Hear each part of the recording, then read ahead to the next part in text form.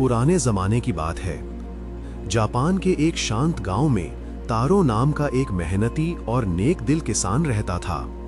तारो अपनी प्यारी और बूढ़ी दादी के साथ रहता था। दादी उसके लिए न केवल परिवार थीं, बल्कि एक मार्गदर्शक भी थीं और तारो उनसे बहुत स्नेह करता था। गांव के बाकी किसानों की तरह तारो भी अपनी जमीन पर चावल, गेहूं और तरह तरह की सब्जियां उगाता था। उनका जीवन सरल और सुख चैन से भरा था, लेकिन कहते हैं कि समय हमेशा एक जैसा नहीं रहता। एक साल ऐसा भयंकर सूखा पड़ा कि मानो धरती ने पानी देना ही छोड़ दिया हो। आसमान से एक बूंद भी बारिश नहीं हुई।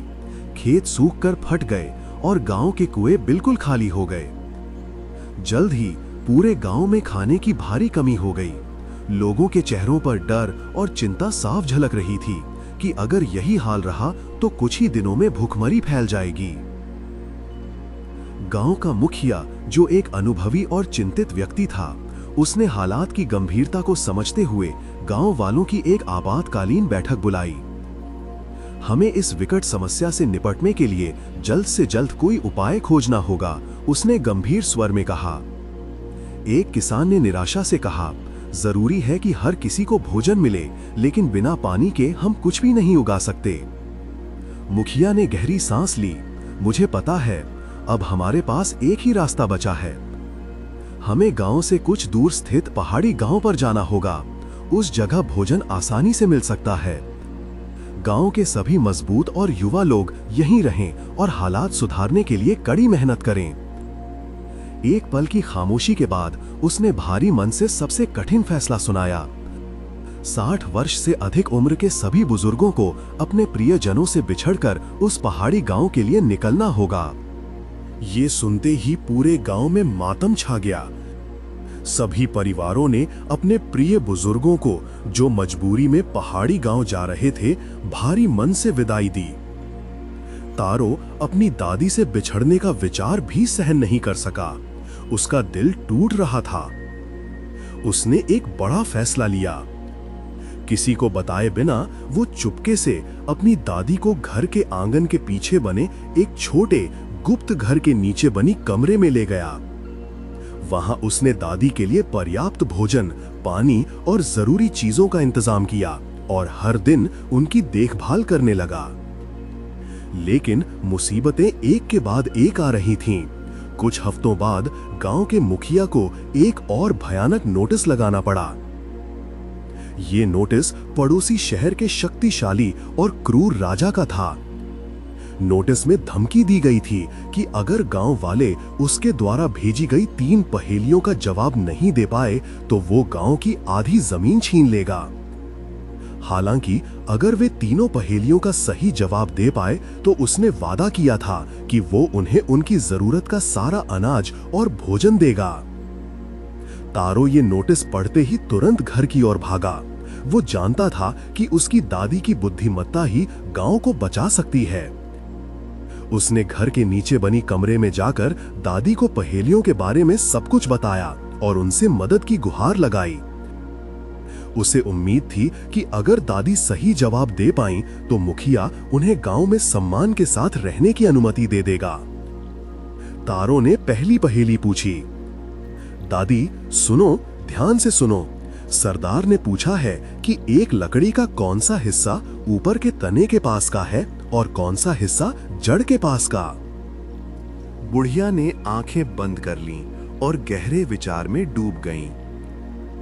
फिर उन्होंने आंखें खोलीं और शांत स्वर में कहा, ये आसान है मेरे बच्चे। लकड़ी को पानी पर तैरा दो। जो सिरा जड़ के पास का होगा वो तने के सिरे की तुलना में थोड़ा अधिक डूबेगा, लेकिन ऊपर का सिरा पानी पर तैरता रहेगा। तारो खुशी से झूम उठा। जवाब सही होने का पूरा यकीन होने पर उसने तुरंत दूसरी पहेली पूछी। दादी, आप राख से रस्सी कैसे बना सकती हैं? दादी का माथा सिकुड़ गया। उन्होंने फिर से सोचने के लिए अपनी आंखें बंद कर लीं। फिर उन्होंने आंखें खोलीं और एक रचनात्मक उपाय बताया। एक मजबूत रस्सी लो, उसे सावधानी से नमक के पानी में भिगोकर धूप में सूखने के लिए छोड़ दो।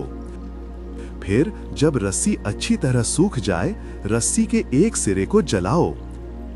यह धीरे धीरे इंच इंच करके जलेगी और जब ये पूरी तरह जल जाएगी तो नमक के साथ मिलकर राख की एक पूरी कुंडली बचेगी जो रस्सी के आकार की होगी। वाह दादी, ये तो अद्भुत है। आप सचमुच कमाल की हैं। अब क्या मैं तीसरी और आखिरी पहेली पूछ सकता हूं? तारों ने उत्साह से कहा। जरूर पूछो, मैं देखती हूं कि क्या इसका जवाब भी दे पाती हूं या नहीं। दादी मुस्कुराते हुए बोलीं, अच्छा, ये आखिरी पहेली है दादी। रेशम के धागे को एक पाइप से कैसे गुजारा जा सकता है जो टेढ़ी मेढ़ी और घुमावदार हो? यह सुनकर दादी खिलखिलाकर हंस पड़ी। ये तो सबसे आसान है, उन्होंने कहा। एक रेशम का धागा लो। धागे के एक सिरे को एक छोटी चींटी के पैर से सावधानी से बांध दो। फिर पाइप के एक सिरे पर थोड़ा सा शहद या कोई मीठी चीज रखो और दूसरे सिरे से चींटी को धीरे से धक्का दो। चींटी शहद की सुगंध से आकर्षित होकर पाइप के अंदर रेंगना शुरू कर देगी। पाइप चाहे कितना भी टेढ़ा या घुमावदार क्यों ना हो, चींटी शहद तक पहुंचने के लिए दूसरे सिरे से बाहर जरूर निकलेगी और इस तरह धागा भी पाइप से गुजर जाएगा। कितना बढ़िया, ये तो मेरी दादी ही कर सकती थी, तारों ने अपनी दादी को गले लगाते हुए कहा। तारो जल्दी से गांव के मुखिया के पास गया और उन्हें तीनों पहेलियों के जवाब विस्तार से बताए। मुखिया ने जवाबों को परखा और खुशी से उछल पड़े। ये जवाब बिल्कुल सही हैं, हम बच गए। वह यह जानकर बहुत खुश हुआ कि उसके गांव में एक इतना बुद्धिमान युवा है। अरे नहीं साहब, मैंने जवाब नहीं दिए हैं, तारों ने विनम्रता से सिर झुकाते हुए कहा। ये सब मेरी दादी की बुद्धिमत्ता का कमाल है। उन्होंने ही सभी सवालों के जवाब दिए हैं। मुखिया ये सुनकर बहुत दुखी हुआ और उसे बहुत शर्मिंदगी महसूस हुई कि उसने अकाल के डर से सभी बुजुर्गों को बेकार और बोझ समझकर गांव से बाहर भेज दिया था। उसने तुरंत तारों का धन्यवाद किया और उसे ढेर सारे उपहार दिए। इसके बाद मुखिया ने गांव के सभी लोगों की एक सभा बुलाई। उसने भरे मन से सबके सामने उस दादी का सम्मान किया जिनकी असाधारण बुद्धिमत्ता ने पूरे गांव को सरदार के खतरे से बचाया था। उसी दिन गांव के मुखिया ने तुरंत ये आदेश दिया कि सभी बुजुर्गों को पूरे सम्मान के साथ गांव वापस लाया जाए। गांव के लोगों ने खुशी खुशी उनका स्वागत किया। जल्द ही मौसम ने करवट ली और मूसलाधार बारिश हुई। सभी कुएं फिर से भर गए। तारों की दादी की बुद्धिमत्ता के सम्मान के रूप में जमीन भी फिर से अच्छी और उपजाऊ हो गई। सभी बुजुर्ग अपने घरों में लौट आए, जहां वे आराम और खुशी से रहने लगे और गांव को हमेशा ये याद रहा कि बुढ़ापा बोझ नहीं, ज्ञान और बुद्धिमत्ता का भंडार होता है।